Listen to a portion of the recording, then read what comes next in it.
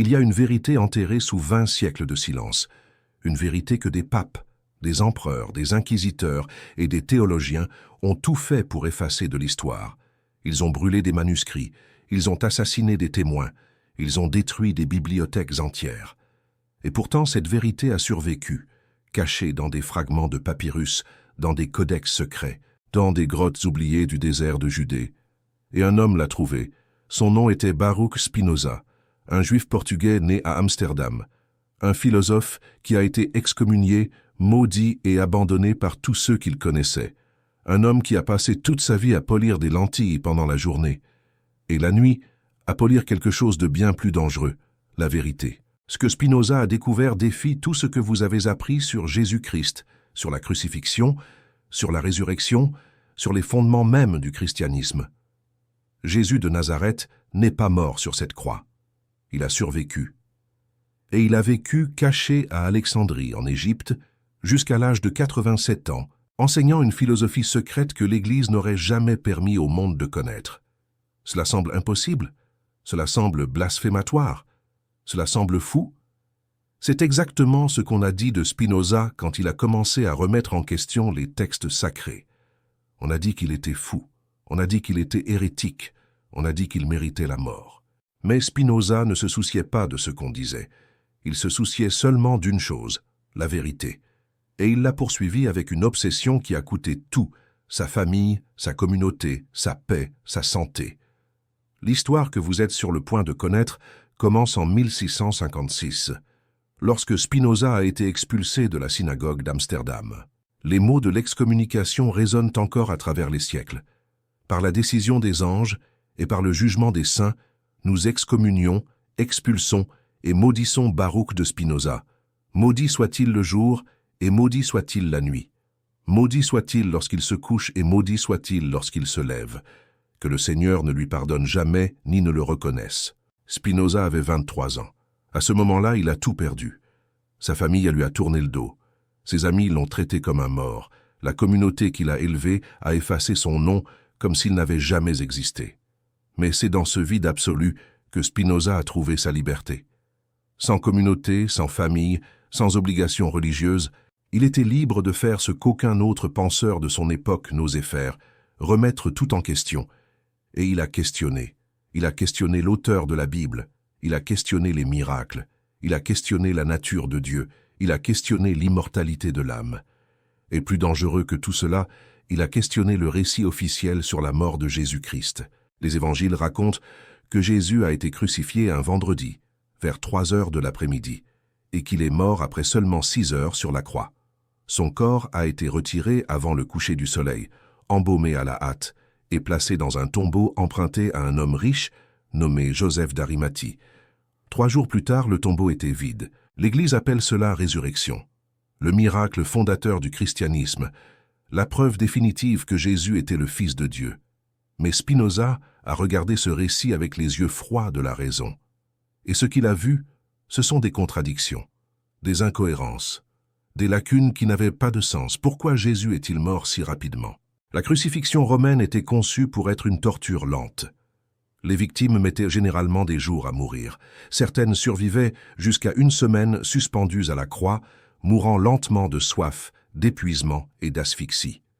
Jésus est mort en 6 heures.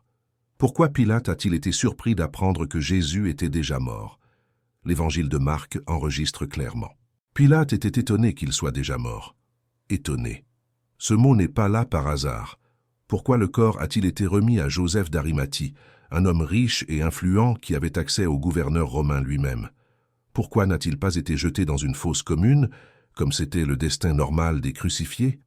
Pourquoi le tombeau était-il vide 3 jours plus tard, mais le corps n'a jamais été retrouvé? Spinoza ne croyait pas aux miracles. Pour lui, les miracles n'étaient que des événements naturels que nous ne comprenions pas. La nature ne violait pas ses propres lois. Dieu n'interférait pas dans le monde pour suspendre la physique. Alors, si Jésus n'est pas ressuscité miraculeusement, que s'est-il passé? La réponse que Spinoza a trouvée était cachée dans des manuscrits que peu de gens savaient exister. Des textes gnostiques, des évangiles apocryphes, des lettres secrètes qui circulaient entre des communautés chrétiennes primitives avant que l'Église catholique ne décide quels livres seraient considérés comme sacrés et lesquels seraient brûlés. Ces textes racontaient une histoire différente. Une histoire dans laquelle Jésus n'est pas mort sur la croix, mais a été retiré encore vivant par des alliés puissants. Une histoire dans laquelle il a été emmené secrètement en Égypte, où il a vécu le reste de ses jours à enseigner une philosophie qui n'avait rien à voir avec la religion qui serait créée en son nom. Une histoire dans laquelle la résurrection n'était pas un miracle, c'était une mise en scène. Voici l'histoire que vous allez connaître maintenant. Elle est basée sur la philosophie de Spinoza, sur les textes gnostiques découverts à Nag Hammadi en 1945, sur les manuscrits de la mer morte trouvés à Qumran en 1947 et sur les analyses historiques les plus récentes concernant la crucifixion romaine et les origines du christianisme.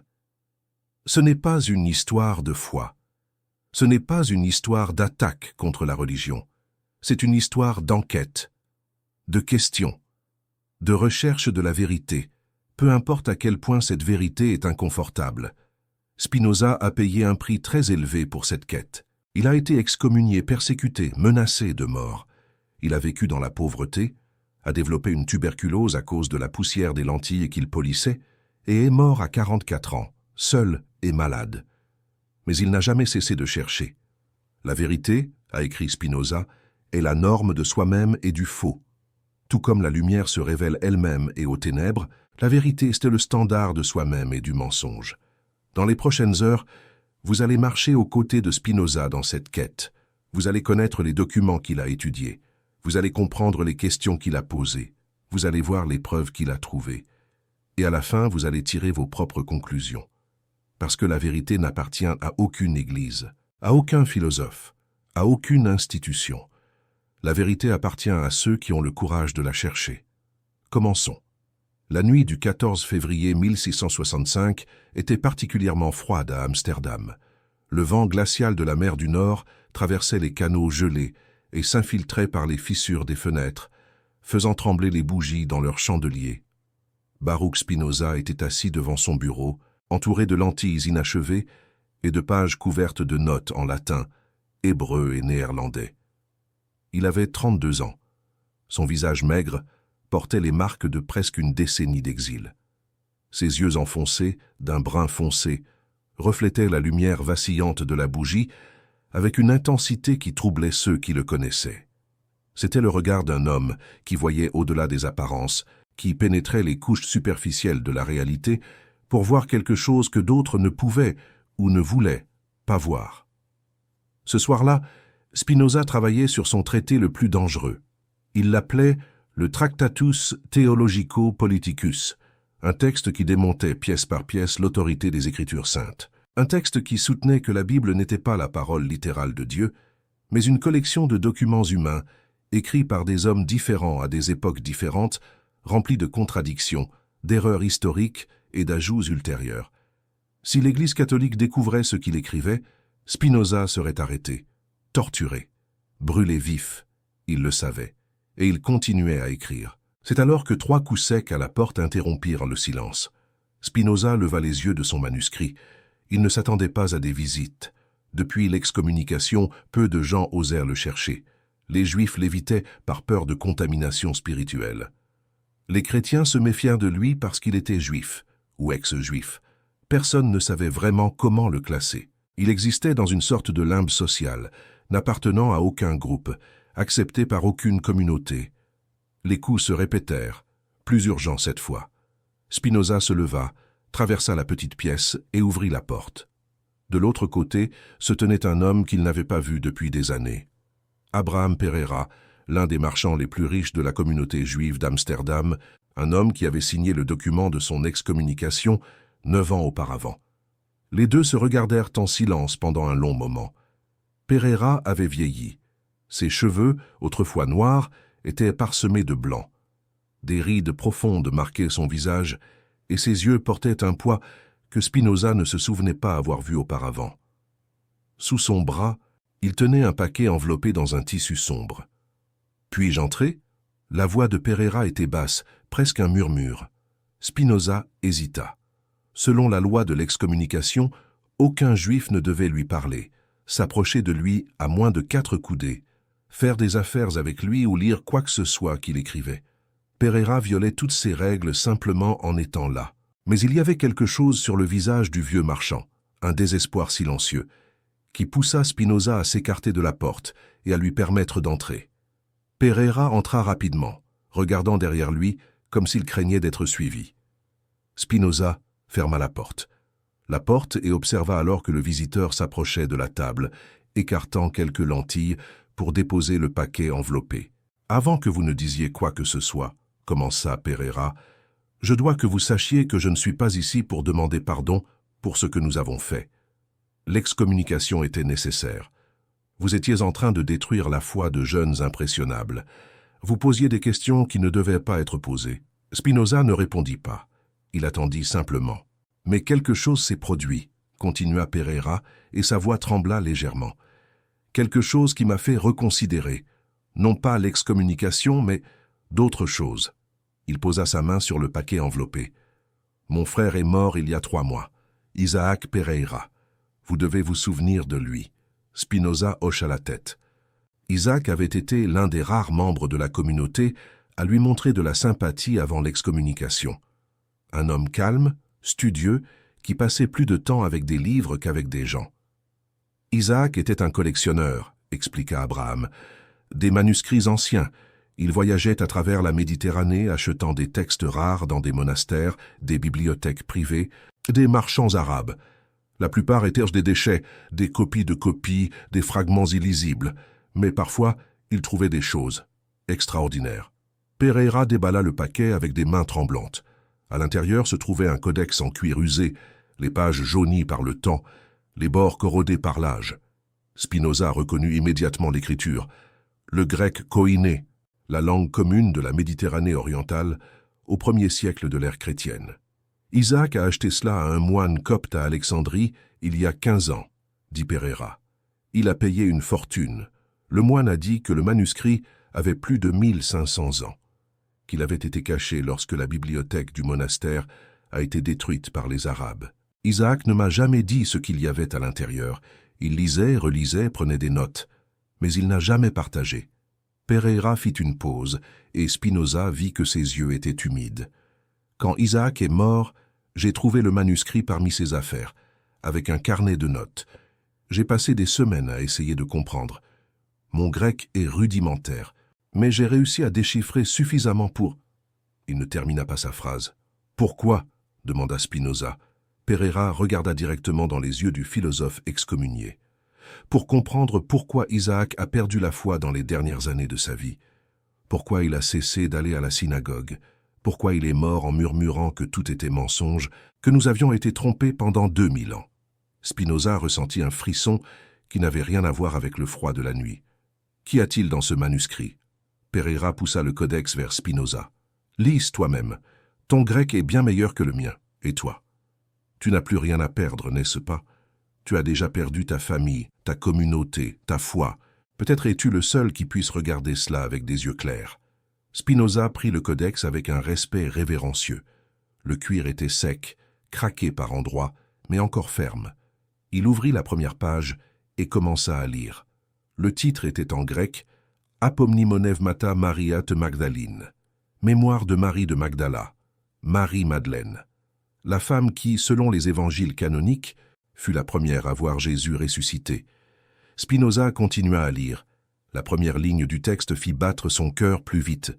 Moi, Marie, appelée Madeleine, écris ces mots pour que la vérité ne meure pas avec moi, car j'ai vu ce qui s'est réellement passé ce vendredi à Jérusalem. J'étais là quand ils ont retiré le maître de la croix. J'ai vu qu'il respirait encore. Spinoza leva les yeux du manuscrit et fixa Pereira. Le vieux marchand hocha simplement la tête. « Maintenant tu comprends, dit-il, pourquoi je suis venu ici, pourquoi j'ai violé l'excommunication, pourquoi j'ai risqué ma position dans la communauté. » Spinoza regarda à nouveau le manuscrit. Ses mains tremblaient légèrement.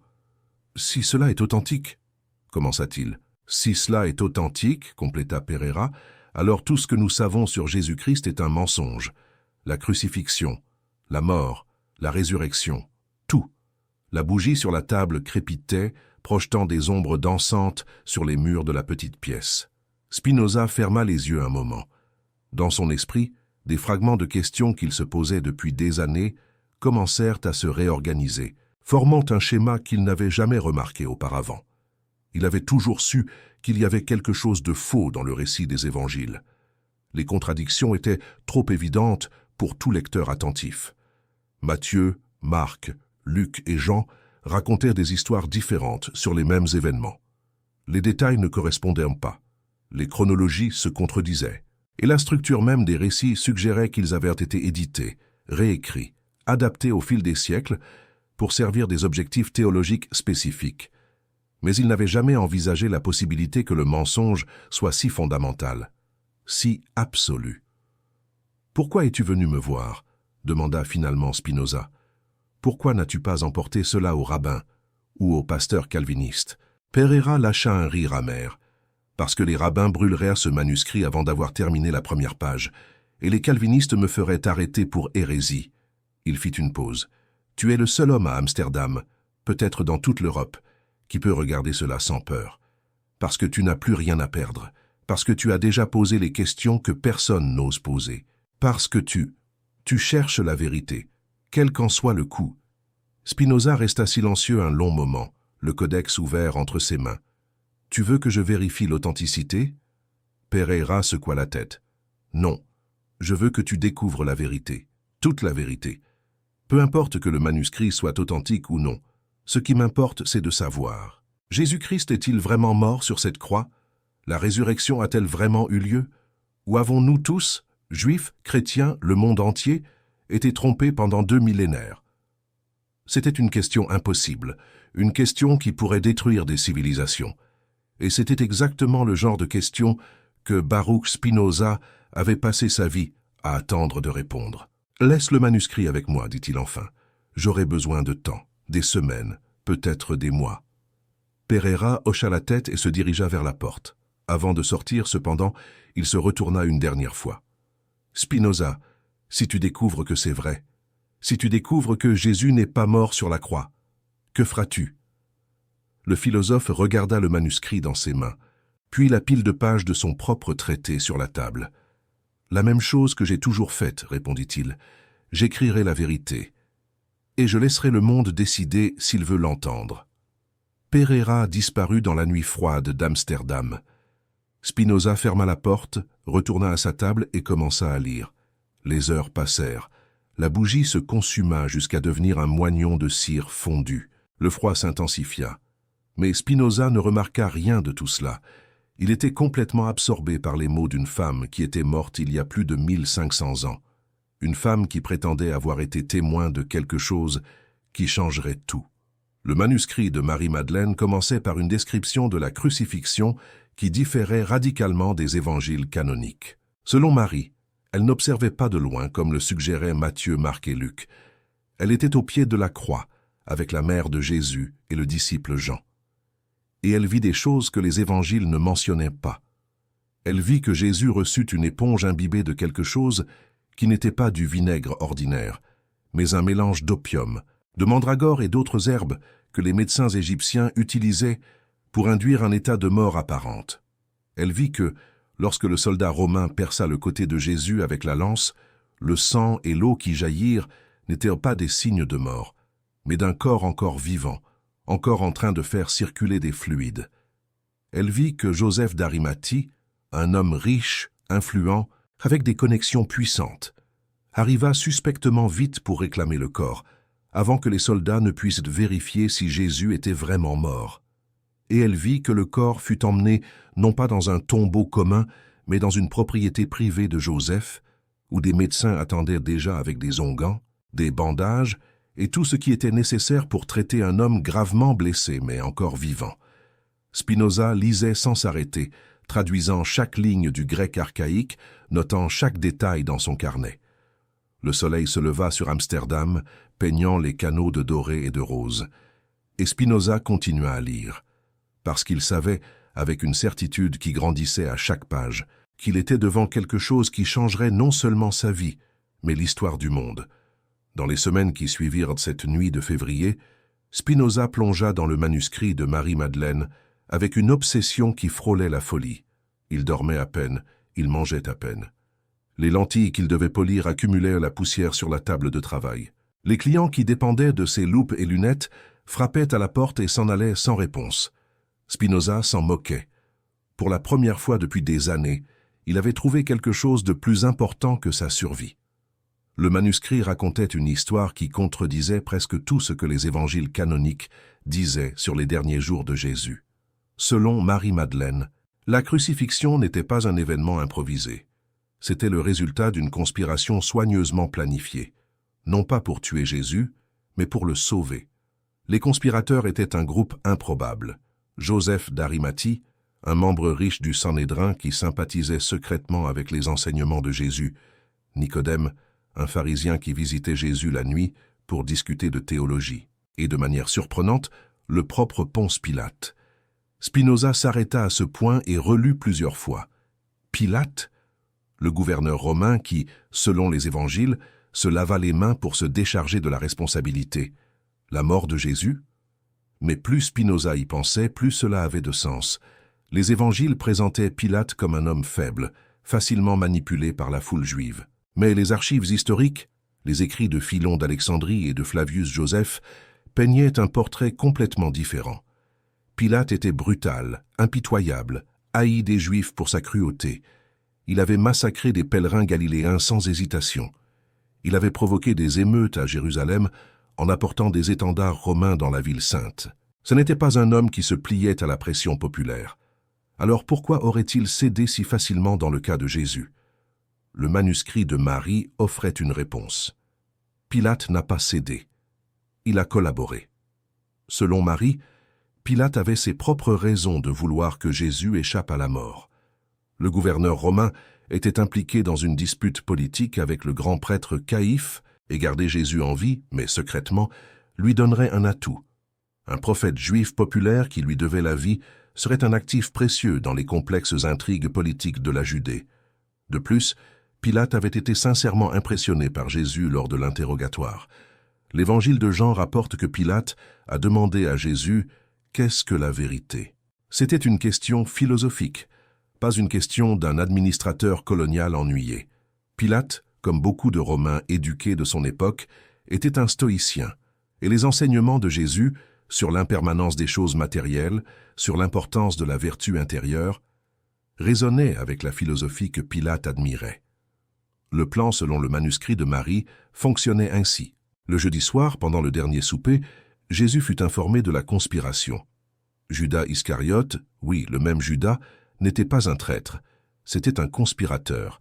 Sa trahison avait été mise en scène pour garantir que Jésus soit arrêté de manière contrôlée, par des gardes du temple qui étaient au courant du plan, et non par une foule incontrôlée qui aurait pu le tuer sur le champ. Le vendredi matin, Jésus fut amené à Pilate qui mit en scène un procès public pour satisfaire Caïphe et les prêtres qui voulèrent sa mort. La condamnation à la crucifixion était attendue. C'était la punition standard pour des crimes de sédition. Mais l'exécution serait manipulée. Les soldats romains désignés pour la crucifixion étaient des hommes de confiance de Pilate.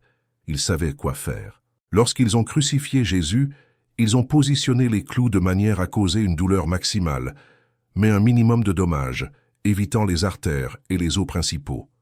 Lorsqu'ils ont offert l'éponge imbibée de vinaigre, ils administraient en réalité une potion sédative qui ferait perdre connaissance à Jésus et le ferait paraître mort. Et quand Joseph d'Arimathie est apparu, seulement 6 heures après la crucifixion, demandant le corps, Pilate fut surpris qu'il soit déjà mort, comme le rapporte l'évangile de Marc. Surpris parce qu'il savait que Jésus n'était pas mort. Surpris parce que le plan fonctionnait.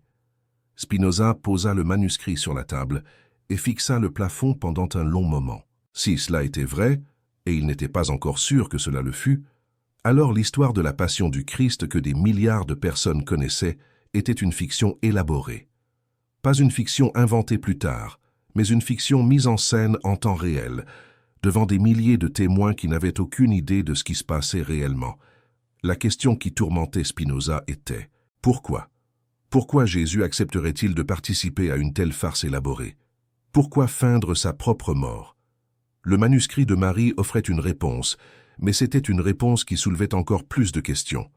Selon Marie, Jésus avait atteint une impasse dans sa mission.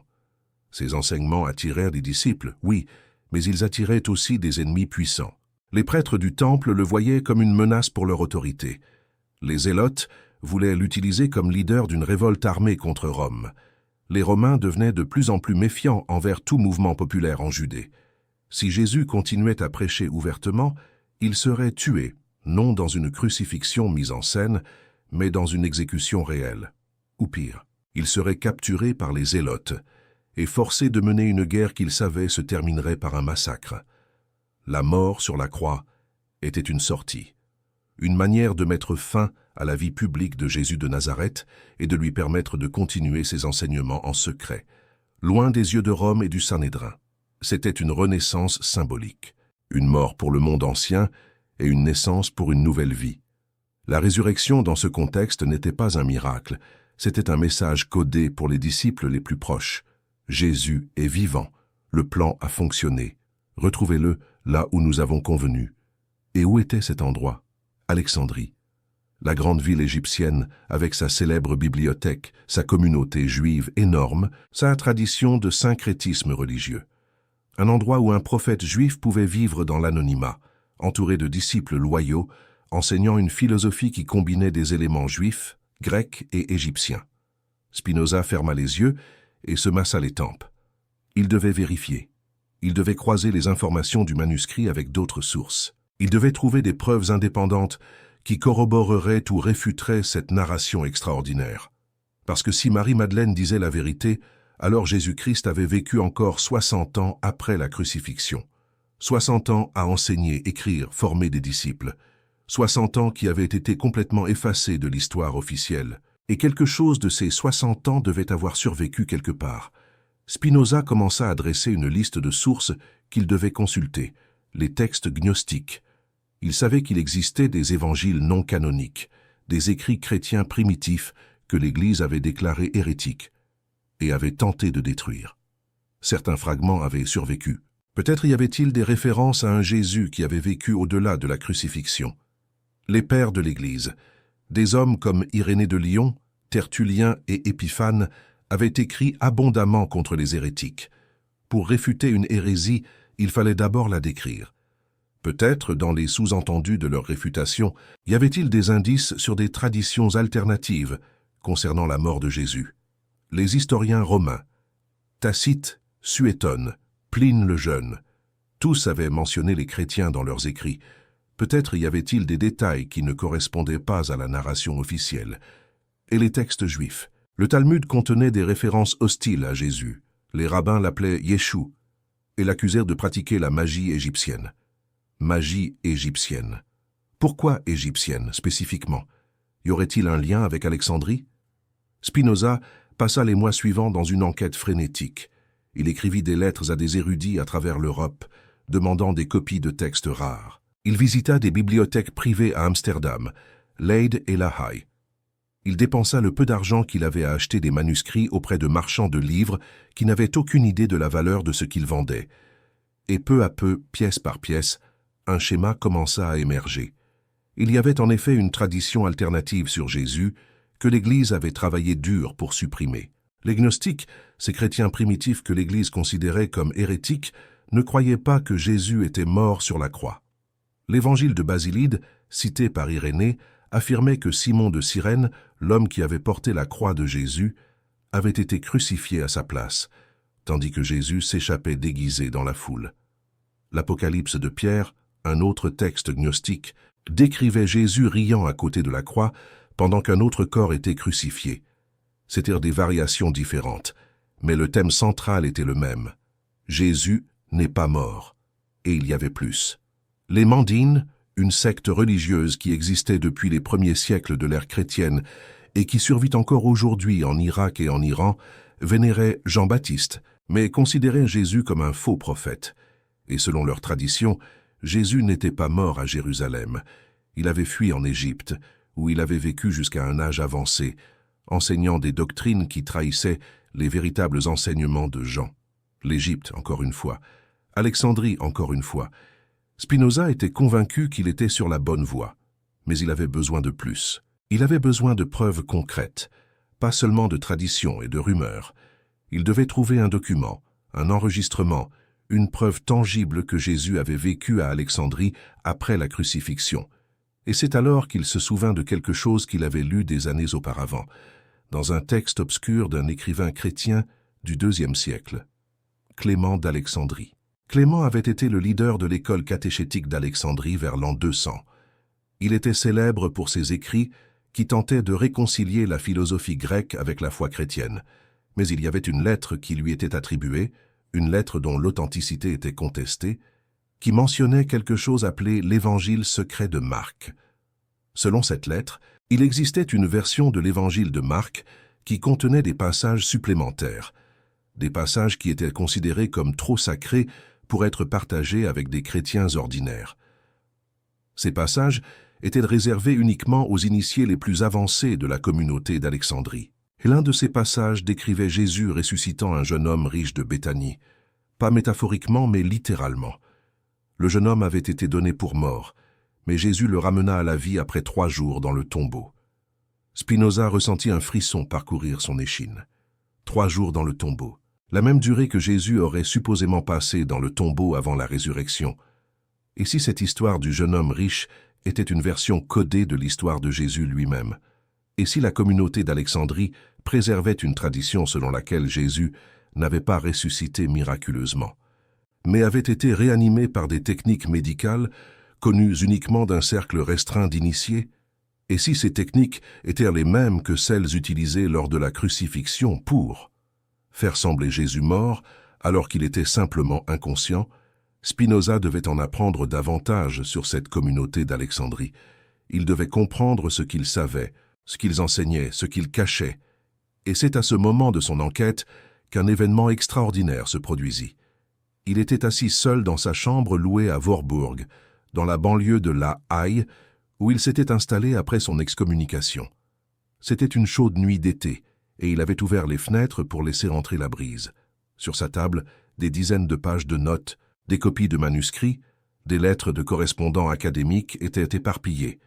Et au milieu de ce désordre de papier, ses yeux tombèrent sur un passage du manuscrit de Marie-Madeleine qu'il avait traduit quelques semaines auparavant, mais qu'il n'avait pas complètement compris. Marie écrivait « Le maître m'a dit la dernière nuit avant que nous partions pour Alexandrie, Marie. Ce que j'ai enseigné publiquement dans les synagogues et sur les places n'était que la coquille. Le véritable fruit, je l'ai réservé pour vous, mes plus proches.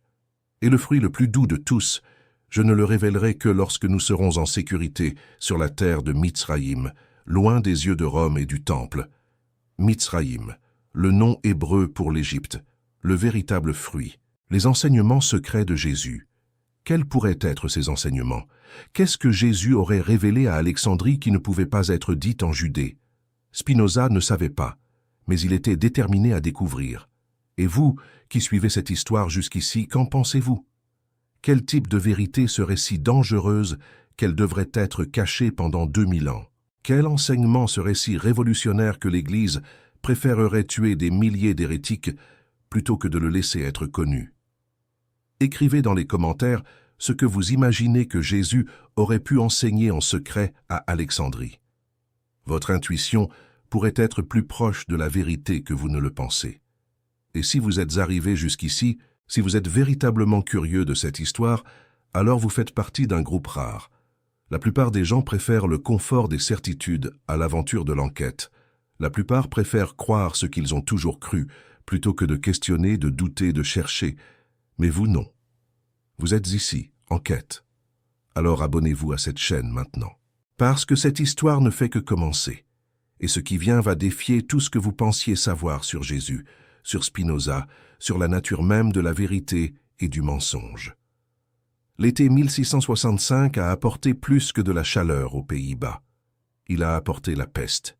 L'épidémie qui dévastait Londres depuis des mois a traversé la Manche et a commencé à faucher des vies dans les villes néerlandaises. Amsterdam a été particulièrement touché. Les canaux qui reflétaient autrefois les cieux bleus reflétaient maintenant des bûchers où des corps étaient brûlés pour éviter la propagation de la maladie. Spinoza, à Voorburg, était relativement protégé. Le petit village en périphérie de La Haye n'avait pas la densité de population d'Amsterdam, et l'épidémie y a été moins sévère. Mais les nouvelles qui parvenaient de la grande ville étaient terribles. Des milliers mouraient chaque semaine. Les hôpitaux débordaient. Les églises organisaient des funérailles de masse. Et au milieu de tout ce chaos, Abraham Pereira est mort. La nouvelle parvint à Spinoza par une lettre d'un ami commun. Pereira n'était pas mort de la peste, mais d'une fièvre que les médecins n'avaient pas pu identifier. Certains murmuraient que c'était le châtiment divin pour avoir visité l'excommunié. D'autres disaient que c'était le poids de la culpabilité pour avoir remis le manuscrit blasphématoire. Spinoza lut la lettre avec un mélange de tristesse et d'inquiétude. Pereira était la seule autre personne qui connaissait le manuscrit de Marie-Madeleine. Maintenant qu'il était mort, Spinoza était le seul gardien de cette vérité, si tant est que c'était une vérité. Et il n'en était pas encore sûr. Dans les mois qui suivirent, Spinoza intensifia ses recherches. Il devait trouver des preuves indépendantes qui confirment ou nient la narration du manuscrit. Et c'est au cours de cette quête qu'il fit une découverte qui changerait complètement sa compréhension du problème. Il trouva les écrits d'un médecin romain nommé Cels. Cels avait vécu au IIe siècle de notre ère, environ 150 ans après la crucifixion. C'était un païen, un critique féroce du christianisme, et il avait écrit un traité intitulé « La véritable doctrine », dans lequel il attaquait les croyances chrétiennes, avec des arguments philosophiques et historiques. Le texte original de Cels a été perdu, détruit par l'Église lorsque le christianisme est devenu la religion officielle de l'Empire romain. Mais de longs extraits ont été préservés dans une œuvre de réfutation écrite par Origène d'Alexandrie, l'un des plus grands théologiens chrétiens du IIIe siècle. Origène citait Cels abondamment pour ensuite réfuter ses arguments. Et dans l'une de ses citations, Spinoza trouva quelque chose d'extraordinaire. Cels écrivait « Les chrétiens affirment que leur maître est mort et ressuscité. Mais j'ai des sources fiables qui disent autre chose. Elles disent que Jésus a été retiré de la croix encore vivant par ses disciples, qui l'ont soigné en secret et ont ensuite répandu l'histoire selon laquelle il était ressuscité. Et ils disent qu'il a vécu de nombreuses années après cela, caché en Égypte, enseignant des doctrines secrètes à un petit groupe d'initiés. » Spinoza relut le passage plusieurs fois, son cœur battant. Cels, un critique païen du IIe siècle, sans aucun lien avec les gnostiques ou les traditions hérétiques chrétiennes, et il disait essentiellement la même chose que le manuscrit de Marie-Madeleine. Ce n'était pas une coïncidence, c'était une corroboration. Cels avait eu accès à des sources indépendantes, probablement des traditions orales ou des écrits qui circulèrent parmi les communautés juives qui s'opposaient au christianisme, qui racontaient la même histoire de base. Jésus n'est pas mort sur la croix. Il a été emmené en Égypte, y a vécu pendant de nombreuses années. Origène, dans sa réfutation, ne niait pas que de telles traditions existaient. Il soutenait simplement qu'elles étaient des calomnies inventées par des Juifs qui haïssaient Jésus. Mais le fait qu'Origène ait dû dépenser tant d'énergie à réfuter ces allégations suggérait qu'elles étaient largement connues et considérées comme plausibles par de nombreuses personnes à l'époque. Spinoza commença à assembler le puzzle. Si Jésus avait réellement survécu à la crucifixion et avait été emmené à Alexandrie, il aurait vécu là pendant une période tumultueuse de l'histoire.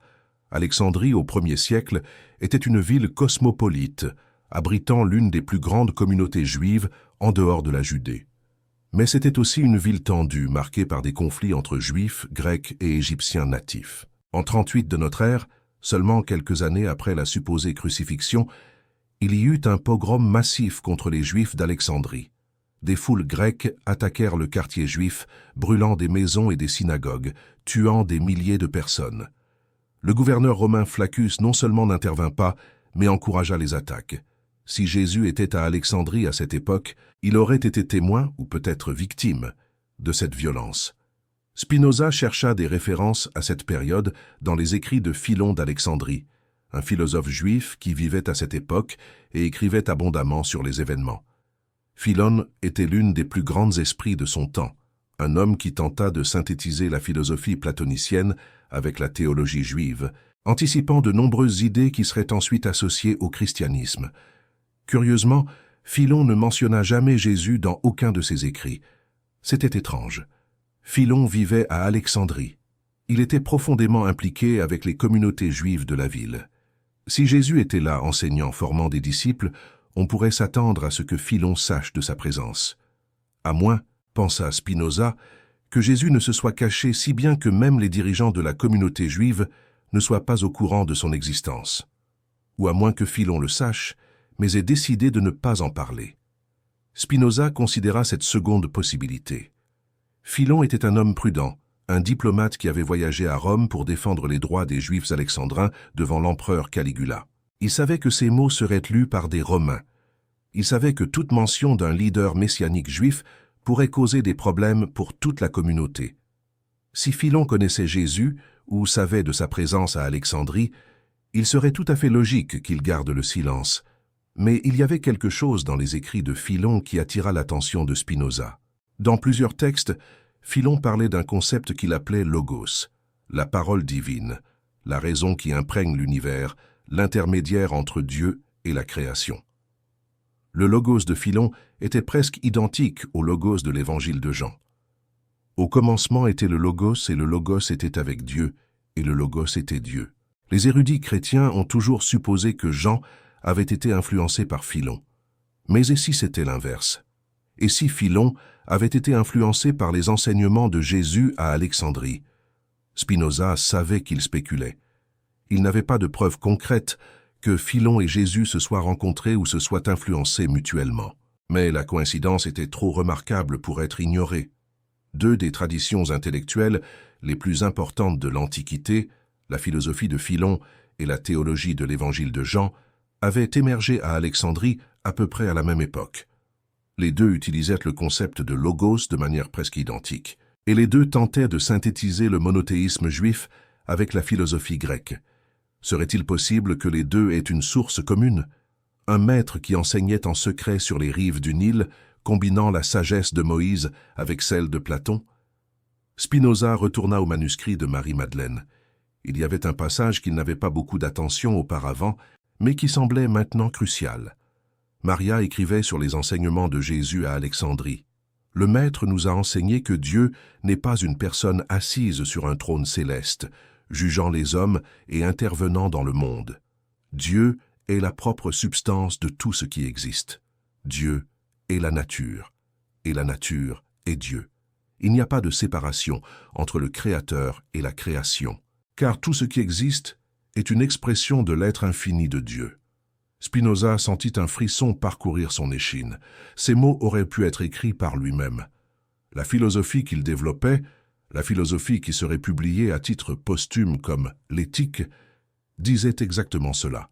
Dieu et la nature sont la même chose. Il n'existe pas de Dieu personnel qui crée le monde de l'extérieur. Il n'y a que la substance infinie qui s'exprime de manière infinie. Deus sive natura, Dieu, c'est-à-dire la nature. C'était le cœur de la pensée de Spinoza. Et apparemment, c'était aussi le cœur de ce que Jésus avait enseigné secrètement à Alexandrie.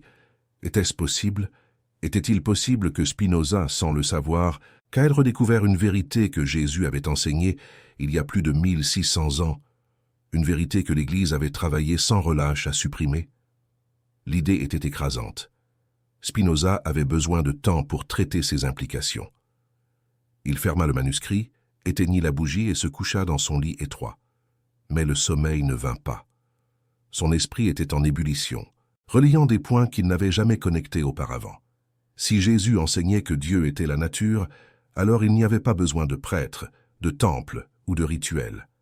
Chaque personne pouvait accéder au divin directement, par la raison et la contemplation.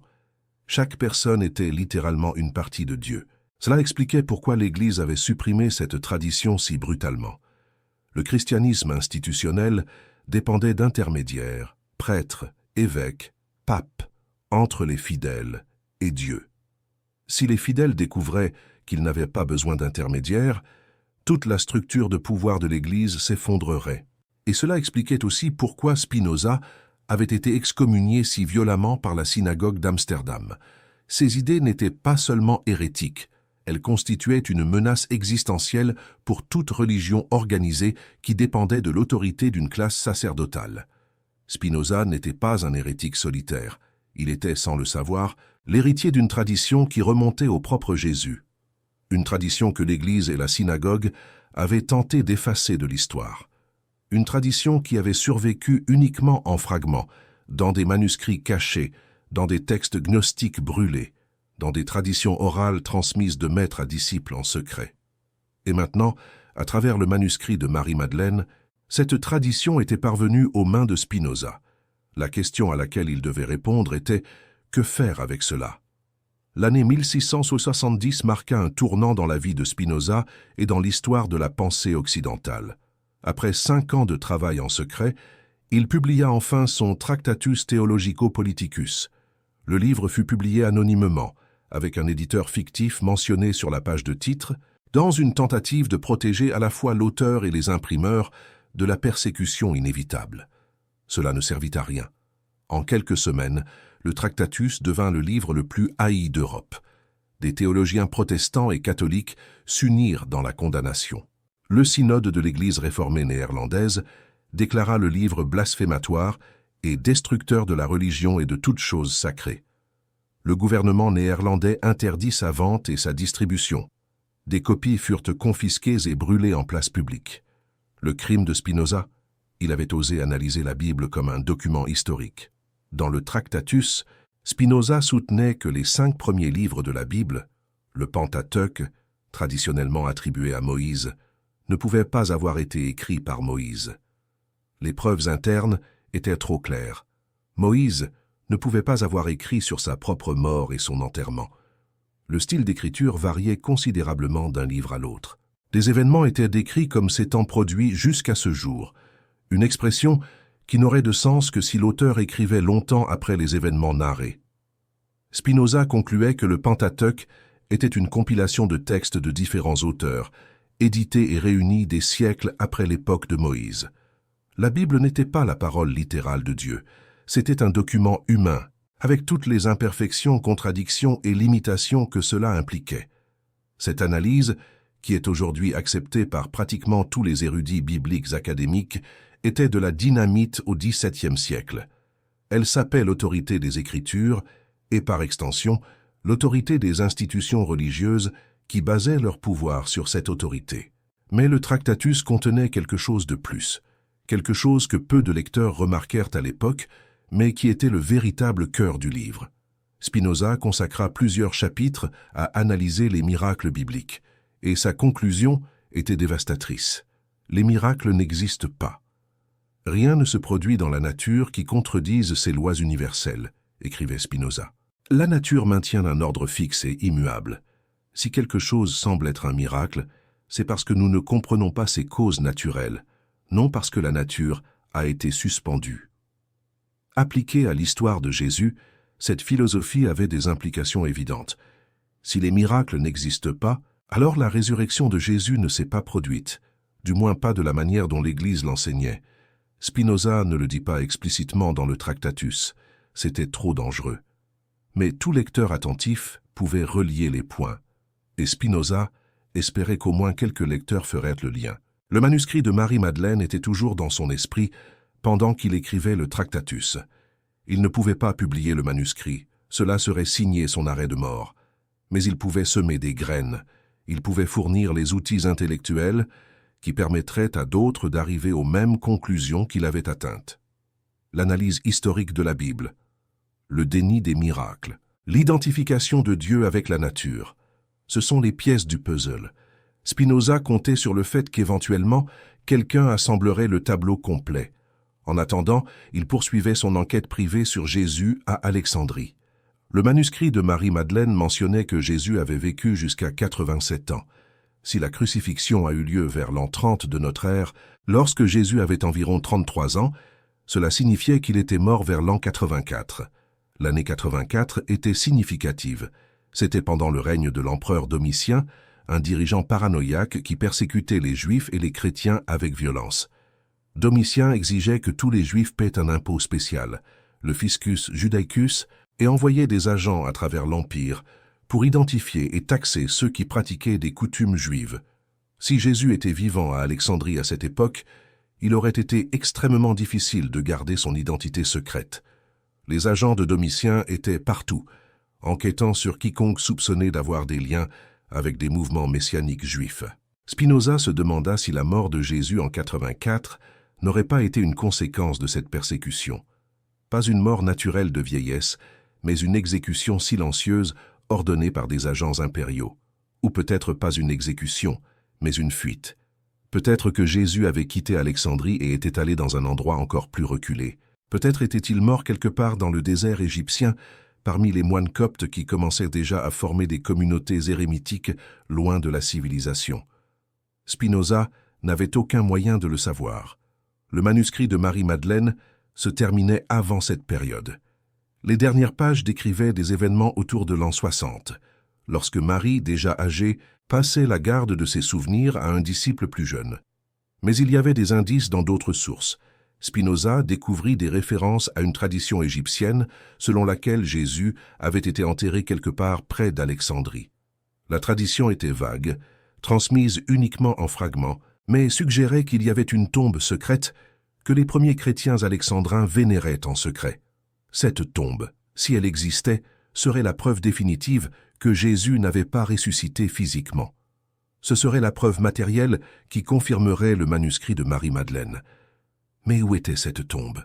Et existait-elle encore après 1600 ans de destruction, de conquête et de transformation religieuse? Spinoza savait qu'il ne pouvait pas simplement voyager en Égypte pour chercher. Il était un homme malade, sans ressources financières significatives, surveillé par des autorités religieuses et civiles. Un voyage en Égypte serait impossible. Mais peut-être y avait-il une autre façon. Spinoza avait une correspondance avec des érudits à travers l'Europe. Certains de ces érudits avaient des contacts dans le monde islamique. Peut-être que quelqu'un pourrait enquêter en son nom, chercher dans les archives des monastères coptes, examiner les traditions locales. Il commença à écrire des lettres, prudemment, sans révéler ses véritables intentions. Il demandait des manuscrits anciens en Égypte, des traditions chrétiennes primitives, préservées par les Coptes, des tombes possibles de figures religieuses juives du 1er siècle. Les réponses qu'il reçut furent frustrantes. La plupart des correspondants n'avaient pas d'informations pertinentes. Certains soupçonnaient ses motivations et refusaient de coopérer. D'autres promettaient d'enquêter, mais n'écrivaient plus jamais. Une seule lettre apporta quelque chose d'utile. Elle venait d'un marchand néerlandais qui avait vécu de nombreuses années au Caire et entretenait des relations commerciales avec des commerçants coptes. Le marchand écrivit qu'il avait entendu une histoire étrange d'un moine du monastère de Saint-Macaire, dans le désert, à l'ouest du delta du Nil. Selon le moine, il y avait une crypte sous le monastère qui gardait les restes d'un grand maître juif qui avait vécu à Alexandrie dans les temps anciens. Le moine ne savait pas le nom de ce maître, seulement qu'il était vénéré en secret par une lignée de moines qui maintenaient des traditions différentes de celles de l'Église orthodoxe. La crypte était interdite aux visiteurs. Seuls les moines les plus âgés connaissaient son emplacement exact. Et il y avait des rumeurs selon lesquelles, en plus des restes mortels, la crypte contenait des manuscrits, des textes en grec, copte et hébreu qui n'avaient jamais été catalogués ou étudiés par des universitaires. Spinoza lut cette lettre avec un mélange d'excitation et de frustration. Là se trouvait possiblement la preuve qu'il cherchait. Un tombeau secret dans le désert égyptien. Des manuscrits non catalogués qui pourraient contenir les véritables enseignements de Jésus, la confirmation physique de tout ce que le manuscrit de Marie-Madeleine prétendait. Mais il ne pouvait pas y accéder. Spinoza avait 44 ans. Sa santé était détériorée. La tuberculose qu'il avait contractée à cause de la poussière des lentilles qu'il polissait consumait lentement ses poumons. Il crachait souvent du sang. Il avait du mal à respirer les jours humides. Les médecins disaient qu'il ne vivrait pas encore longtemps. Il n'avait pas le temps pour un voyage en Égypte. Il n'avait même pas le temps de terminer sa propre œuvre philosophique. L'éthique, qu'il écrivait depuis plus d'une décennie, était encore incomplète. La vérité sur Jésus, si elle existait vraiment dans cette crypte du désert, devrait attendre un autre enquêteur. Mais Spinoza pouvait faire une chose. Il pouvait préserver le manuscrit de Marie-Madeleine. Il pouvait s'assurer qu'il survive à sa propre mort et parvienne aux mains de quelqu'un qui pourrait continuer l'enquête. Il passa des semaines à faire des copies soignées du manuscrit, le traduisant du grec au latin et au néerlandais. Il cacha ses copies à différents endroits, une chez un ami de confiance à Amsterdam, une autre dans une bibliothèque privée à La Haye, une troisième dans un compartiment secret de son propre bureau. Et avec chaque copie, il laissa une lettre expliquant ce qu'il avait découvert et demandant au destinataire de continuer l'enquête. « La vérité ne meurt pas avec ceux qui la découvrent », écrivit Spinoza dans l'une de ses lettres. « Elle attend, patiente, jusqu'à ce que quelqu'un la retrouve à nouveau. Si vous lisez ces mots, vous avez été choisi pour être le prochain gardien de cette vérité. Ne la laissez pas mourir. Ne laissez pas 2000 ans de mensonges prévaloir. L'humanité mérite de savoir. » Spinoza ne savait pas si ses copies survivraient. Il ne savait pas si ses lettres seraient lues ou ignorées. Il ne savait pas si la vérité qu'il avait découverte parviendrait un jour au monde. Mais il avait fait ce qu'il pouvait. Le reste était entre les mains du destin, ou, comme il préférait le dire, entre les mains de la nature, qui était la même chose que Dieu. Les dernières années de la vie de Spinoza furent marquées par la maladie, la solitude et une productivité fébrile qui semblait défier les limites de son corps détérioré.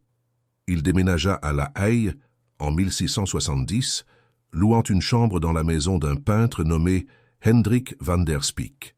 C'était une pièce simple, avec une fenêtre donnant sur un jardin où Spinoza s'asseyait parfois pour prendre le soleil les jours où sa toux le permettait.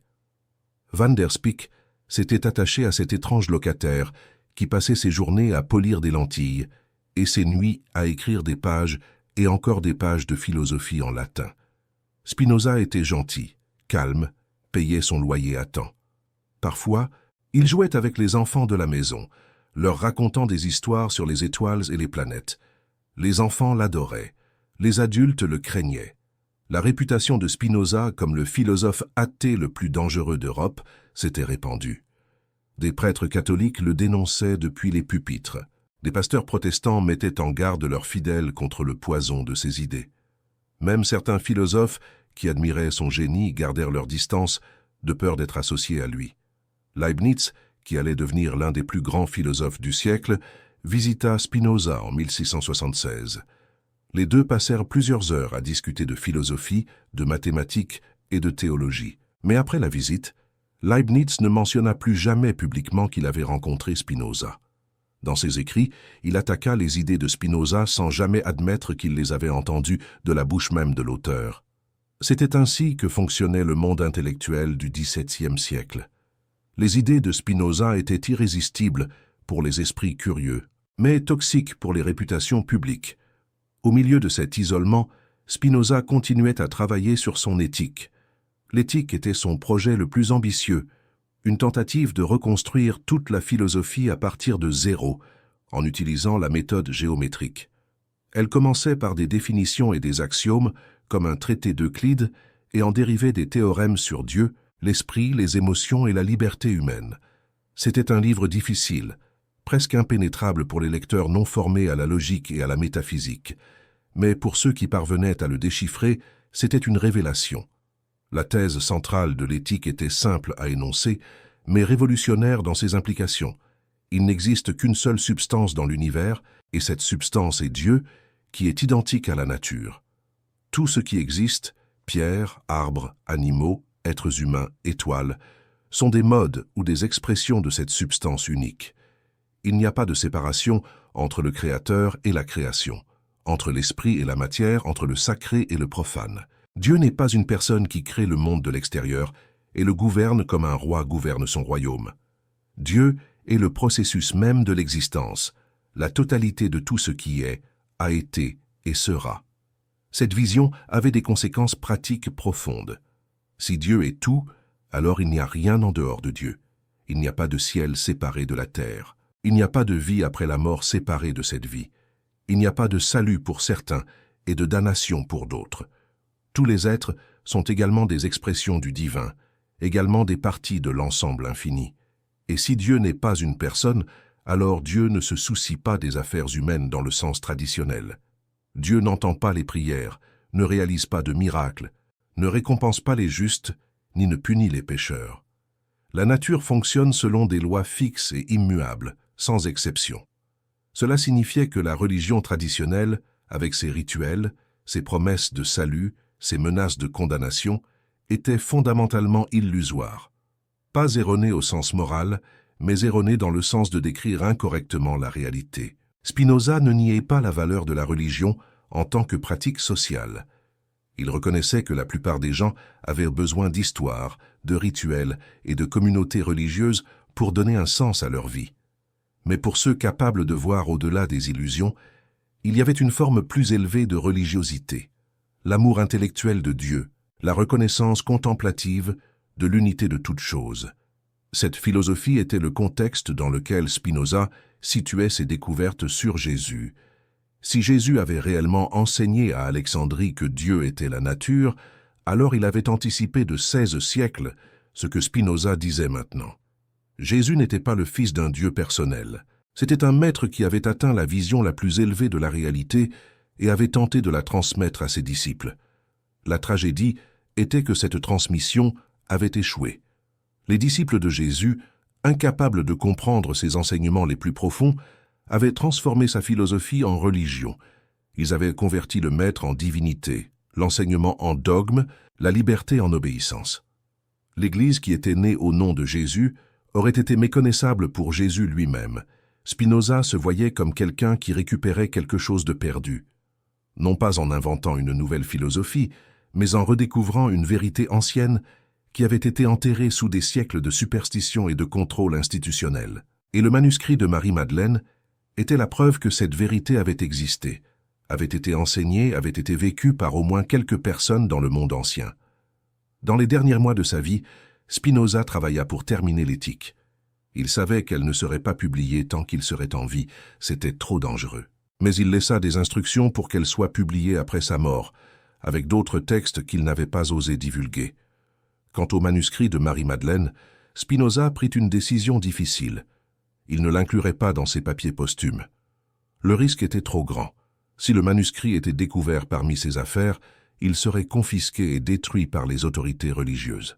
Pire encore, cela pourrait compromettre les personnes qui avaient aidé à le préserver. Au lieu de cela, Spinoza confia le manuscrit à un seul individu, un jeune étudiant allemand nommé Ehrenfried Walter von Tschirnaus, qui venait le visiter régulièrement pour discuter de philosophie. Tschirnaus était brillant, ambitieux et, surtout, était sur le point de quitter les Pays-Bas pour voyager à travers l'Europe. Il aurait la mobilité que Spinoza n'avait pas. Il aurait accès à des cercles intellectuels à Paris, Londres, Rome. Il aurait des opportunités d'enquêter sur ce que Spinoza n'avait pas pu enquêter. Une nuit de décembre 1676, Spinoza remit le manuscrit à Tschirnaus. « C'est plus précieux que tout ce que j'ai écrit », dit Spinoza.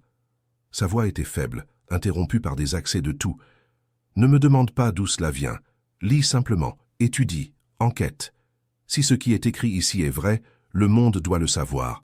Si ce n'est pas le cas, au moins nous aurons la certitude. » Tschirnaus promit de prendre soin du manuscrit. 2 mois plus tard, le 21 février 1677, Spinoza mourut. Van der Spyk trouva le corps dans le lit, encore vêtu des vêtements de la veille. Spinoza avait travaillé jusqu'au dernier moment, écrivant des lettres et révisant des pages de l'éthique. Son visage était serein, comme s'il s'était simplement endormi et avait décidé de ne pas se réveiller. L'enterrement fut simple, dans une église protestante de La Haye. Peu de révélations d'un Messie, tout comme Jésus. Les manuscrits de la Mère morte contenaient également des écrits apocalyptiques, des réflexions sur la fin des temps et des visions du royaume de Dieu. Les chercheurs ont commencé à se demander si Jésus avait été influencé par les idées esséniennes, ou même s'il avait été un membre de cette communauté. Les parallèles entre les enseignements de Jésus et ceux des Esséniens étaient frappants. Les deux groupes prônaient une vie de pureté, de partage et de préparation spirituelle pour un avenir divin. Les Esséniens avaient une vision du monde qui incluait une lutte entre les forces du bien et du mal, une notion qui résonnait avec le message de Jésus sur le royaume de Dieu. Au fur et à mesure que les chercheurs approfondissaient leurs études, ils ont découvert que les manuscrits de la Mère morte contenaient également des écrits qui évoquaient des concepts similaires à ceux trouvés dans les textes gnostiques de Nag Hammadi. Cela a conduit à une réévaluation de l'histoire du christianisme primitif et à la reconnaissance que les idées et les croyances étaient beaucoup plus variées et nuancées que ce que l'on avait longtemps cru. Les découvertes archéologiques de Nag Hammadi et des manuscrits de la Mère morte ont ouvert une fenêtre sur un monde de pensée religieuse et philosophique qui avait été largement ignoré ou supprimé par l'Église chrétienne dominante. Ces textes ont révélé une diversité de croyances et de pratiques qui existaient au premier siècle de notre ère, offrant un aperçu précieux des débats théologiques qui ont façonné le christianisme tel que nous le connaissons aujourd'hui. Les implications de ces découvertes étaient profondes. Elles ont remis en question la notion d'une seule orthodoxie chrétienne et ont mis en lumière les luttes de pouvoir qui avaient eu lieu au sein des premières communautés chrétiennes. Les idées gnostiques, qui avaient été considérées comme hérétiques, ont commencé à être réévaluées à la lumière de ces nouvelles informations. Les chercheurs ont commencé à envisager la possibilité que des figures comme Spinoza, qui avaient été influencées par ces traditions anciennes, aient en fait hérité d'une sagesse perdue qui remontait à des siècles. Cela a ouvert la porte à une réinterprétation de la philosophie et de la théologie, en suggérant que des concepts tels que la connaissance intérieure et la connexion spirituelle avec le divin étaient des thèmes récurrents dans l'histoire de la pensée humaine. En fin de compte, les découvertes de Nag Hammadi et des manuscrits de la Mer Morte ont non seulement enrichi notre compréhension du christianisme primitif, mais elles ont également mis en lumière les racines profondes de la quête humaine pour la vérité et la compréhension spirituelle. Ces textes ont servi de rappel que la recherche de la connaissance et de la sagesse transcende les frontières religieuses et culturelles, unissant les êtres humains dans leur désir de comprendre le mystère de l'existence. Ainsi, alors que nous continuons à explorer ces anciennes traditions et à déchiffrer les messages cachés dans les écrits du passé, nous sommes invités à réfléchir sur notre propre cheminement spirituel et sur la manière dont les idées et les croyances continuent d'évoluer et de se transformer à travers le temps. La quête de la vérité, comme l'a montré Spinoza et tant d'autres, est un voyage sans fin, riche en découvertes et en révélations. Venant de deux messies, un sacerdotal et un royal, tout comme certaines traditions chrétiennes primitives distinguaient entre Jésus en tant que prêtre et Jésus en tant que roi. Et les Esséniens avaient un leader mystérieux connu seulement sous le nom de maître de la justice, qui avait été persécuté et possiblement tué par ses ennemis. Qui était ce maître de la justice? Quand a-t-il vécu? Comment est-il mort? Les manuscrits ne donnaient pas de réponse claire, mais certains chercheurs ont commencé à spéculer que le maître de la justice pourrait avoir été une figure historique qui a influencé à la fois les Esséniens et les premiers chrétiens. D'autres sont allés plus loin, suggérant que le maître de la justice et Jésus pourraient être la même personne, ou que Jésus aurait pu être formé par les Esséniens avant de commencer son ministère public. L'évangile de Luc mentionne que Jean-Baptiste était dans le désert jusqu'au jour où il s'est manifesté à Israël. Les déserts où vivaient les Esséniens, Jean aurait-il été un Essénien, et Jésus aurait-il également passé du temps dans cette communauté? Un texte de Nag Hammadi, l'évangile de Philippe, mentionnait que Jésus avait 3 compagnes, sa mère, sa sœur et Marie-Madeleine. Le terme utilisé pour Madeleine, koinonos, était le même utilisé par les Esséniens pour décrire des membres à part entière de la communauté. Marie-Madeleine serait-elle également liée aux Esséniens? Pour Spinoza, ces connexions auraient été fascinantes. Le manuscrit de Marie-Madeleine qu'il possédait mentionnait que Jésus, à Alexandrie, enseignait l'union de l'homme avec Dieu et la dissolution de l'ego individuel dans l'infini divin. Ces idées avaient des parallèles tant avec les textes gnostiques qu'avec certaines pratiques méditatives que les Esséniens étaient connus pour pratiquer. Tout semblait connecté. Les Esséniens du désert de Judée, les gnostiques d'Alexandrie, Spinoza dans sa petite chambre à Amsterdam, tous cherchant la même chose, une expérience directe du divin, sans intermédiaires institutionnels. Et au centre de tout cela, la figure énigmatique de Jésus, un homme qui aurait peut-être enseigné quelque chose de très différent de ce que l'Église qui porte son nom proclame. Dans les décennies qui ont suivi la découverte des manuscrits de la Mer Morte, une guerre académique a été menée. D'un côté, des chercheurs conservateurs insistaient sur le fait que les manuscrits n'avaient aucune pertinence pour comprendre Jésus ou le christianisme. De l'autre, des chercheurs révisionnistes soutenaient que les manuscrits révélaient des connexions profondes entre le judaïsme ésotérique et les origines chrétiennes. Le Vatican a maintenu un contrôle strict sur de nombreux manuscrits pendant des décennies, ne libérant que ceux qui ne menaçaient pas la doctrine officielle. Ce n'est qu'au cours des années 1990, après des manifestations d'académiques du monde entier, que tous les manuscrits ont finalement été rendus disponibles pour étude, et quand ils l'ont été, de nouvelles découvertes ont émergé. Un fragment connu sous le nom de 4Q 521 décrivait un Messie qui guérira les blessés, ressuscitera les morts et annoncera de bonnes nouvelles aux pauvres. Les mêmes mots que Jésus a utilisés pour décrire sa propre mission dans l'évangile de Luc. Un autre texte, appelé Melchisédek, décrivait une figure céleste qui viendrait apporter salut et jugement à la fin des temps. Une figure que certains chercheurs ont identifiée comme un prototype du Christ céleste de Paul. Les parallèles étaient trop impressionnants pour être une coïncidence. Mais que signifiait-il exactement? Signifiait-il que Jésus était un Essénien, que le christianisme était une ramification de l'essénisme, que les idées que nous considérons comme originellement chrétiennes avaient en réalité des racines beaucoup plus anciennes?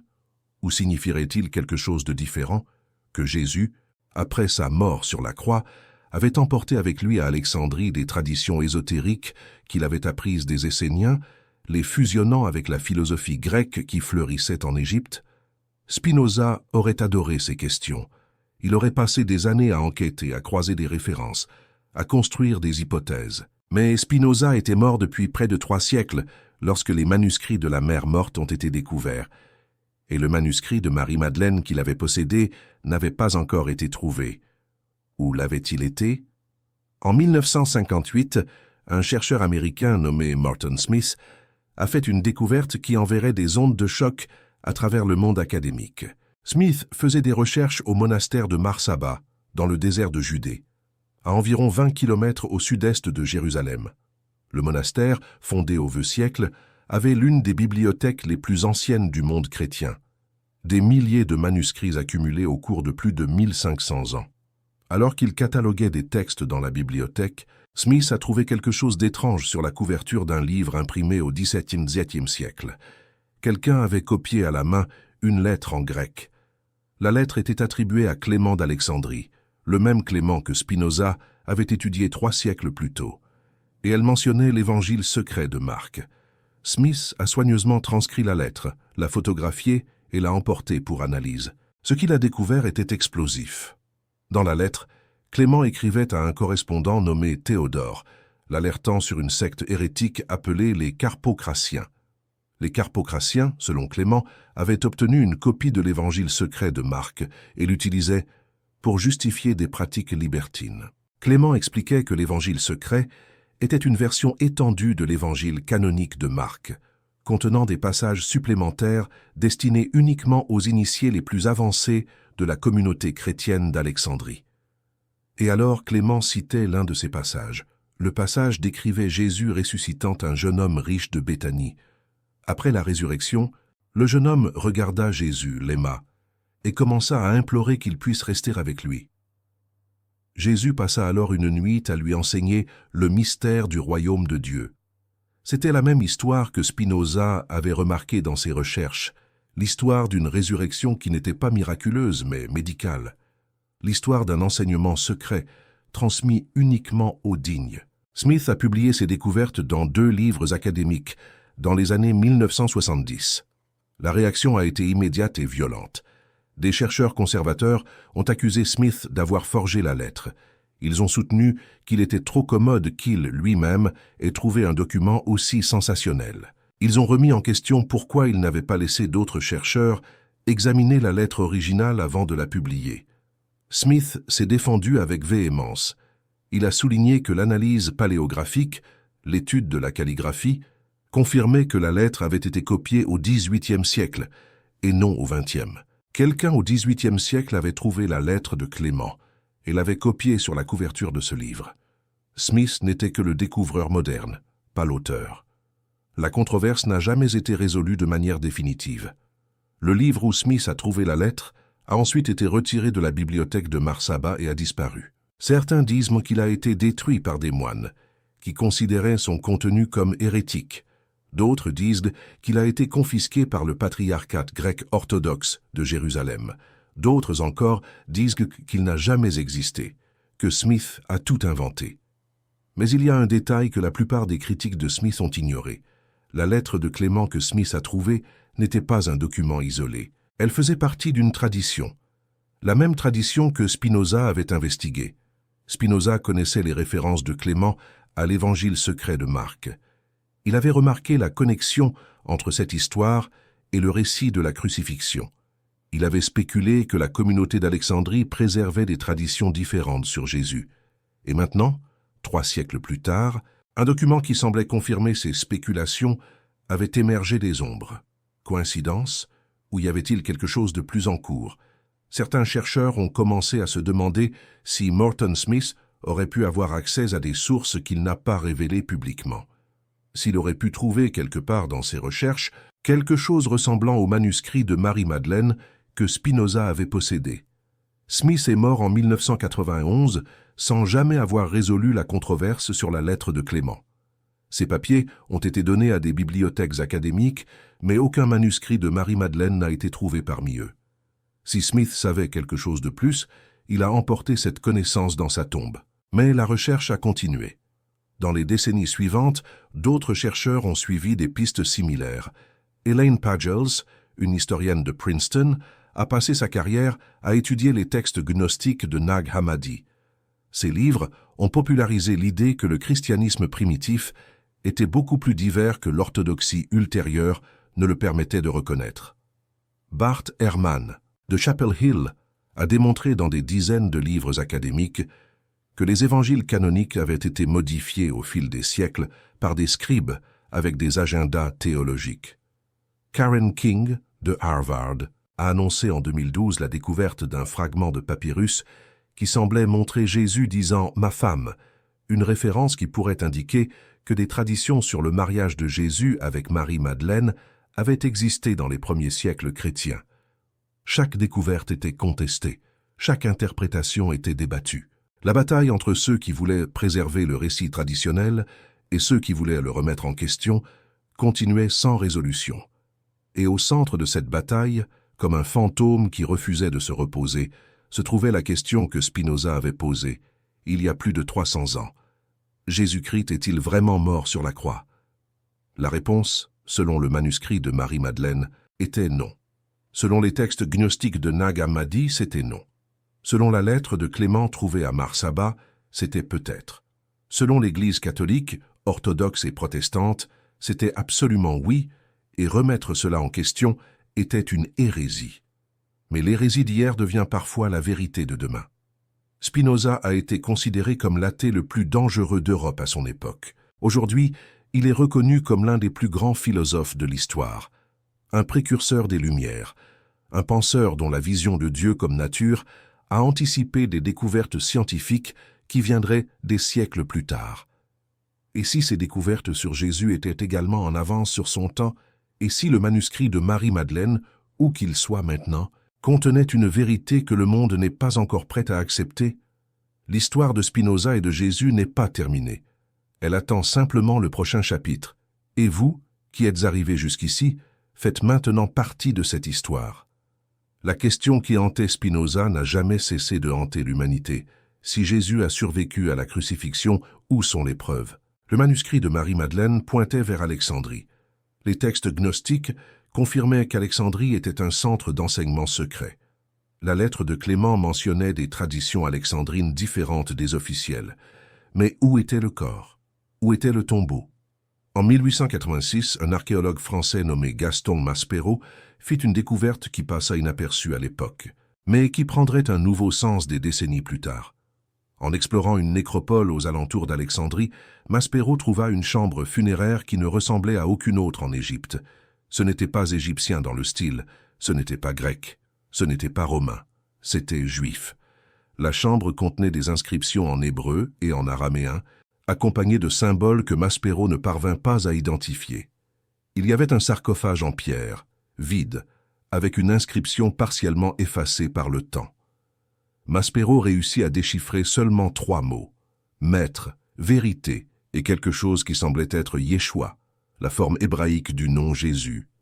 Il enregistra la découverte dans son journal, photographia la chambre et prévoyait de revenir pour une fouille complète. Il ne revint jamais.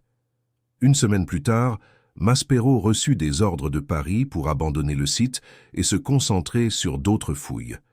Ses notes sur la chambre juive furent archivées et oubliées. Les photographies disparurent. Lorsque d'autres archéologues tentèrent de localiser la chambre des décennies plus tard, la zone avait été détruite par l'expansion urbaine d'Alexandrie. Coïncidence? Couverture? Incompétence bureaucratique? Personne ne sait. Mais des histoires similaires se répétèrent tout au long du XXe siècle. En 1920, un moine copte du monastère de Saint-Macaire, le même monastère mentionné dans la lettre que Spinoza reçut, affirma avoir vu des manuscrits anciens dans une crypte souterraine décrivant les dernières années d'un maître d'Israël qui avait vécu à Alexandrie. Le moine fut transféré dans un autre monastère le lendemain. Il ne parla plus jamais de l'affaire. En 1963, un érudit israélien nommé David Flusser publia un article suggérant que certaines traditions rabbiniques sur Yeshua, le nom utilisé dans le Talmud pour Jésus, indiquaient qu'il avait vécu bien plus longtemps que ce que les évangiles affirmaient. Flusser fut ridiculisé par ses collègues et ne toucha plus jamais au sujet publiquement. En 1978, un journaliste d'investigation britannique nommé Michael Bejan commença à rechercher des connexions entre Jésus, les Templiers et des sociétés secrètes européennes. Ces découvertes, publiées des années plus tard dans Le Saint Graal et la lignée sacrée, suggéraient que des traditions sur la survie de Jésus avaient été préservées par des groupes ésotériques au fil des siècles. Le livre devint un best-seller mondial. L'Église le dénonça comme une fiction irresponsable. Chaque fois que quelqu'un s'approchait de la vérité, ou de ce qui pourrait être la vérité, quelque chose se produisait. Des documents disparaissaient, des carrières étaient détruites, des recherches étaient abandonnées. Spinoza aurait reconnu le schéma. À son époque, l'Inquisition brûlait des livres et des gens. Au XXe siècle, les méthodes étaient plus subtiles. Pression institutionnelle, discrédit académique, élimination silencieuse de preuves. Mais l'objectif était le même, maintenir la narration officielle intacte. La question était pourquoi? Pourquoi, après 2000 ans, la possibilité que Jésus ait survécu à la crucifixion était-elle encore si menaçante? La réponse se trouvait au cœur du christianisme institutionnel. Toute la structure théologique de l'Église, catholique, orthodoxe et protestante, dépendait d'une séquence spécifique d'événements. Jésus est mort sur la croix pour les péchés de l'humanité. Il est ressuscité le 3e jour et il est monté aux cieux. Sans la mort, il n'y avait pas de sacrifice. Sans sacrifice, il n'y avait pas de rédemption. Sans rédemption, il n'y avait pas de salut. Et sans la promesse de salut, il n'y avait pas de raison d'obéir à l'Église, de payer des dîmes, de suivre des dogmes, d'accepter l'autorité des prêtres et des évêques. Paul de Tarse, le véritable architecte du christianisme institutionnel, avait été brutalement clair. Si Christ n'est pas ressuscité, vaine est notre prédication, et vaine est aussi votre foi. La résurrection physique de Jésus n'était pas un détail théologique, c'était le fondement de tout, et Spinoza l'avait parfaitement compris. Dans ses notes sur le manuscrit de Marie-Madeleine, il écrivit « Si ces choses sont vraies, alors Paul a édifié une religion sur un mensonge, et 2000 ans de foi ont été construits sur du sable. » Spinoza n'était pas naïf. Il savait que la vérité sur Jésus, si elle était révélée, ne libérerait pas les gens. Elle les détruirait. Des milliards d'êtres humains avaient organisé leur vie autour de la croyance en la résurrection. Ils avaient trouvé du réconfort dans la promesse de la vie éternelle. Ils avaient supporté des souffrances terribles en croyant qu'ils seraient récompensés au ciel. Dire à ces gens que Jésus n'est pas mort sur la croix, qu'il n'est pas ressuscité, que la vie éternelle était une illusion, serait un acte de cruauté, non de libération. Spinoza n'a jamais publié ce qu'il avait découvert. Non par peur, il avait déjà affronté l'excommunication et les menaces de mort, mais par compassion. La plupart des hommes, écrivait-il dans l'Éthique, sont gouvernés plus par l'imagination que par la raison. Et l'imagination a besoin d'illusions pour vivre. Mais il y avait une autre possibilité que Spinoza considérait. Et si la vérité sur Jésus ne détruisait pas la foi, mais la transformait? Et si découvrir que Jésus était un homme, un maître de sagesse qui enseignait une philosophie profonde et vivait une vie longue et dédiée, était plus inspirant que de croire en un Dieu qui est mort et ressuscité magiquement? Le Jésus du manuscrit de Marie-Madeleine n'était pas moins admirable d'être humain, il était plus admirable. Il avait atteint la sagesse non par des pouvoirs surnaturels, mais par l'étude, la réflexion et la pratique. Il avait affronté le pouvoir de Rome et du Temple non par des miracles, mais par courage et astuce, et ses enseignements, l'identification de Dieu avec la nature, la recherche de la vérité intérieure, le rejet des intermédiaires religieux, étaient plus pertinents, pas moins, pour un monde qui commençait à se réveiller de la superstition. Spinoza mourut sans décider quoi faire de cette vérité. Mais il laissa des indices, il laissa sa philosophie, il laissa des copies du manuscrit à des personnes de confiance, il laissa des lettres qui suggéraient, sans l'affirmer explicitement, qu'il y avait plus à découvrir. Il avait confiance que, finalement, quelqu'un relirait les points. Les points commencèrent à être reliés au XXIe siècle. En 2003, un groupe d'étudiants indépendants, historiens, archéologues, spécialistes des langues anciennes, forma un consortium informel pour enquêter sur les traditions alternatives concernant Jésus. Il se nommait les héritiers de Spinoza. Le nom n'était pas anodin. Tous connaissaient l'histoire du philosophe hollandais et ses enquêtes sur les textes bibliques. Tous soupçonnaient que Spinoza avait découvert quelque chose qu'il n'avait jamais publié. Le consortium passa des années à retracer les documents de Spinoza, cherchant le manuscrit de Marie-Madeleine. Ils trouvèrent des copies des lettres de Spinoza à Tschirnhaus. Ils trouvèrent des références obscures dans des journaux de collectionneurs du XVIIIe siècle. Ils trouvèrent un catalogue d'une bibliothèque aristocratique française, détruite pendant la Révolution, qui listait un « Évangile de Marie » en grec, provenance hollandaise. Mais le manuscrit lui-même restait perdu. Jusqu'en 2012. Cette année-là, lors de la numérisation d'archives anciennes au Vatican, dans le cadre d'un projet de préservation de documents détériorés, un technicien italien trouva quelque chose d'étrange. C'était un codex grec, catalogué simplement comme « fragment hérétique, origine inconnue, confisqué en 1739 ». Le technicien, par curiosité, photographia quelques pages et les envoya à un ami académique à Bologne. L'ami reconnut immédiatement le texte. C'était le manuscrit de Marie-Madeleine, ou du moins une copie de celui-ci. La nouvelle fuit dans les cercles des héritiers de Spinoza avant que le Vatican ne puisse l'étouffer. Des copies des photographies circulèrent dans des cercles académiques. Des traductions préliminaires furent faites. Le Vatican nia tout. Il affirma que les photographies étaient des falsifications. Il affirma qu'aucun document de cette description n'existait dans ses archives. Mais les photographies étaient réelles. Et le texte correspondait exactement aux citations que Spinoza avait faites dans ses notes privées. Des notes qui étaient préservées dans des bibliothèques néerlandaises et que le Vatican ne pouvait pas connaître. C'était la confirmation que les héritiers attendaient. Le manuscrit de Marie-Madeleine existait. Spinoza l'avait réellement possédé. Et à un moment donné, probablement par l'intermédiaire de Tschirnhaus ou d'un de ses contacts, il était arrivé entre les mains de l'Église, qu'il avait confisqué et caché pendant près de 3 siècles. La découverte fit la une des journaux pendant quelques jours. Puis elle fut oubliée. D'autres scandales dominèrent les nouvelles. D'autres crises exigèrent de l'attention. Le monde continua d'avancer. Mais pour ceux qui savaient, rien ne serait plus pareil. Que révélait finalement le manuscrit de Marie-Madeleine? Selon les traductions faites par les héritiers de Spinoza, le texte contenait 3 parties principales. La première partie racontait les événements de la crucifixion du point de vue de Marie, confirmant que Jésus avait été retiré de la croix encore vivant et soigné en secret par José d'Arimathie et ses alliés. La deuxième partie décrivait la fuite en Égypte et les premières années à Alexandrie. Comment Jésus a établi une communauté de disciples, comment il a développé ses enseignements philosophiques, comment il a évité d'être découvert par les autorités romaines. La troisième partie, et la plus controversée, contenait les propres enseignements de Jésus à Alexandrie. Ce n'étaient pas de simples paraboles comme dans les évangiles canoniques, mais des traités philosophiques, élaborés sur la nature de Dieu, de l'esprit humain et de la réalité.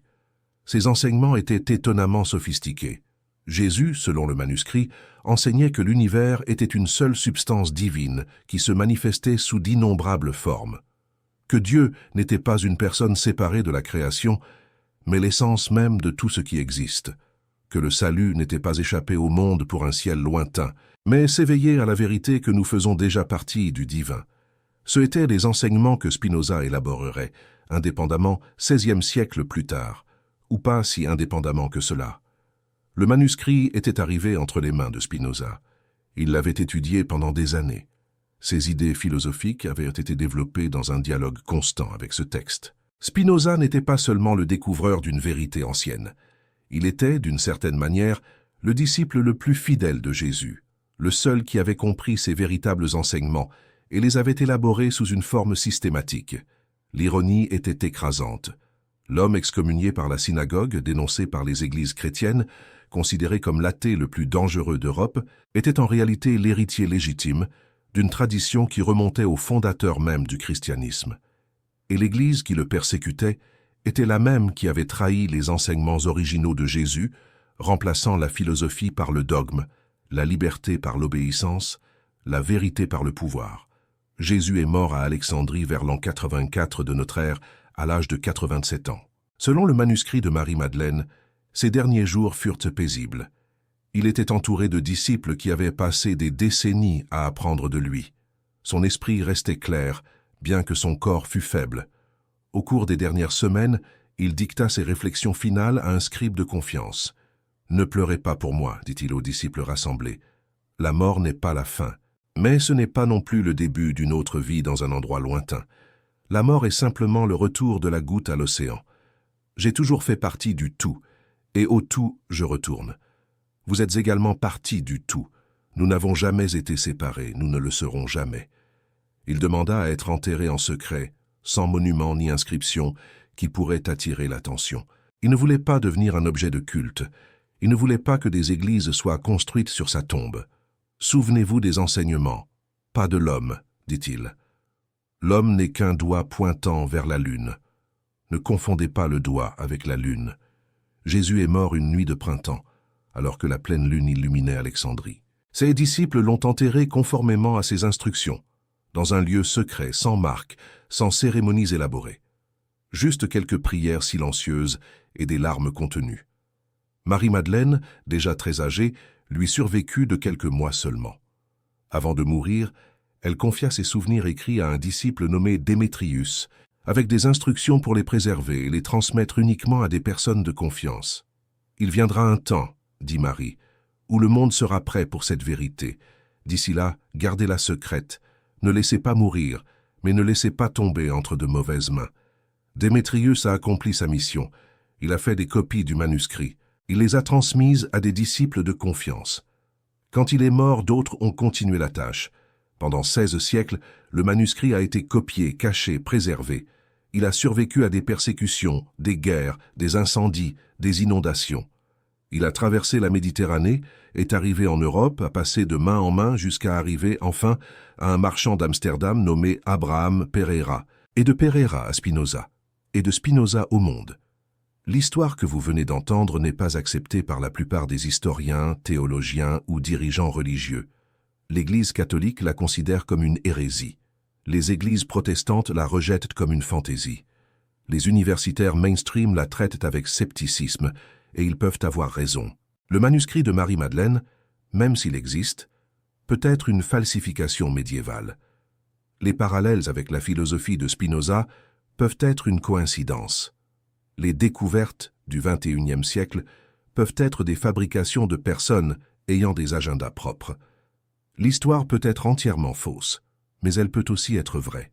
Et c'est la question à laquelle Spinoza a été confronté il y a plus de 3 siècles. La question qui reste sans réponse définitive jusqu'à aujourd'hui. Comment savons-nous ce qui est vrai? Spinoza a consacré sa vie à cette question. Sa réponse était que la vérité ne peut être connue que par la raison, non par la foi aveugle, non par l'autorité, non par la tradition, mais par l'examen attentif des preuves et de la logique. La vérité est la norme d'elle-même et du faux, a-t-il écrit. Si nous appliquons ce principe à l'histoire de Jésus, que trouvons-nous?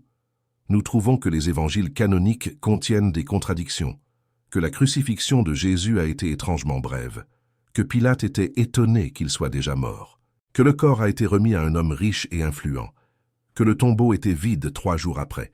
Nous trouvons que des traditions alternatives sur Jésus ont existé depuis les premiers siècles du christianisme, que les gnostiques croyaient qu'il n'était pas mort sur la croix, que des textes supprimés par l'Église contiennent des enseignements radicalement différents des canoniques.